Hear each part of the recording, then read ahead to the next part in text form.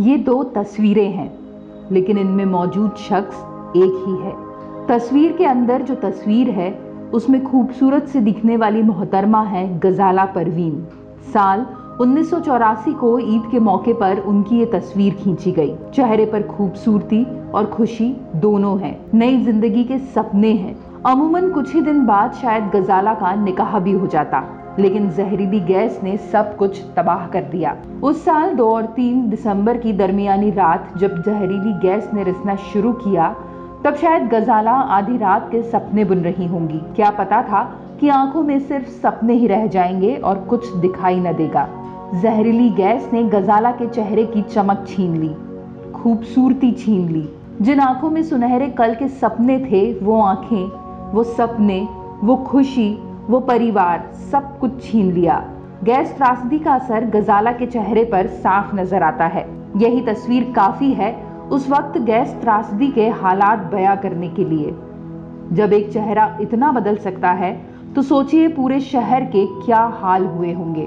त्रासदी के बाद बहुत कोशिश की गजाला के माता पिता ने कि उसे भरपूर इलाज दिलवा सकें, लेकिन ऐसा कर पाते उससे पहले वो खुद ही त्रासदी की भेंट चढ़ गए। ये हाल न सिर्फ गजाला परवीन का है, बल्कि ऐसे सैकड़ों लोग हैं जिनकी जिंदगी इस त्रासदी के बाद बदल गई। उस कातिल रात में अपने ससुर और परिवार के अन्य सदस्यों को खो चुकी आलिया भी उन्हीं में से एक है। यूं तो आलिया बी की कोई साफ तस्वीर कहीं नुमाया नहीं होती। गैस पीड़ितों के इस दर्द भरे चेहरे में आलिया बी का चेहरा कोई भी हो सकता है। गैस त्रासदी से पहले आलिया बी भी एकदम भली चंगी थी। आम लोगों की तरह भरे पूरे परिवार में उनका जीवन बीत रहा था, लेकिन इस एक कातिल रात ने न सिर्फ आलिया के परिवार के लोग छीने, बल्कि उनका दिमागी संतुलन भी बिगाड़ दिया। अब जब भी आलिया के घर के आसपास शोर होता है, उन्हें लगता है कि गैस त्रासदी की आहट है और वो पागलों की तरह अपने घर में भागने लगती हैं, चिल्लाती हैं, भागो गैस निकल रही है, बच्चों को बचाओ गैस निकल रही है। पर एक रात की दहशत इतने गहरे तक आलिया के मन में पैठ जमा चुकी है, जिसके आगे मेडिकल साइंस ने भी घुटने टेक दिए हैं। आलिया के घर वालों के मुताबिक सारे इलाज करवा कर देख चुके हैं, लेकिन आलिया की दिमागी हालत नहीं सुधर सकी।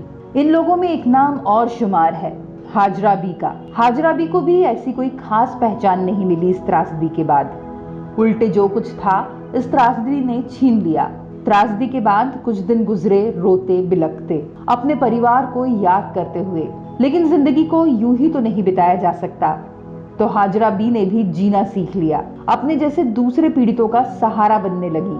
उस रात के बारे में कहते हैं कि गैस की तासीर को जिसने समझ लिया वो बच गया। जो लोग उस दिशा में दौड़े जहां से गैस रिस रही थी, उनका अंत भयानक हुआ, लेकिन जो उल्टी दिशा में दौड़े वो बच गए। कोहरे की वजह से हवा में भारीपन था, जिसकी वजह से गैस ज्यादा ऊपर नहीं जा सकी। उसके बावजूद जो लोग जमीन की तरफ मुंह करके लेट गए, उनकी हालत भी बेहतर ही रही। ऐसा ही एक जिक्र मिलता है कुशवाहा परिवार का। कहा जाता है कि उस वक्त एक कुशवाहा परिवार भी उसी इलाके में रहता था जो गैस की चपेट में आ गया, लेकिन जहरीली गैस कुशवाहा परिवार का कुछ नहीं बिगाड़ सकी।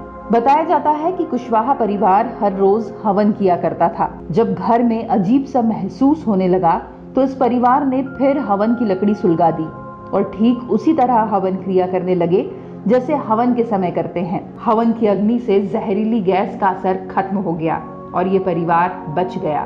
कहानियां ऐसी और भी हैं, किस्से कई हैं, कई और जिंदगानियां हैं जो जहरीली गैस की चपेट में आकर दम तोड़ गईं। काश कि कुशवाहा परिवार जैसा संयोग सबके साथ होता, तो शायद वो बेरहम पंजे हर जिंदगी को गहरा जख्म न दे पाते।